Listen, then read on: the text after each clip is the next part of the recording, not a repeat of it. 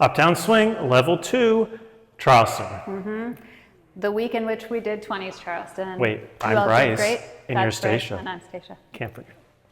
Okay, so we did 20s Charleston. So this was decidedly different than what we've been doing all month. Just a reminder, it's a little more upright. We got these twisties that we worked on that seemed really hard at the beginning of the class, and then you really nailed it. A reminder to keep your weight forward on the balls of your feet and try not to let your feet start to run away from each other. By the end, you were super nailing it. And slippery shoes might be easier than grippy shoes for that. So we reviewed a couple things, had to be there, but we're going to show you starting from side-by-side Charleston, going into 20s, the little turn that we taught, and then going out. It looks like this. 5, 6, 7, 8. Do da, hey, hoo, ha, do da, da. Nice. Go into a ballroom hand change.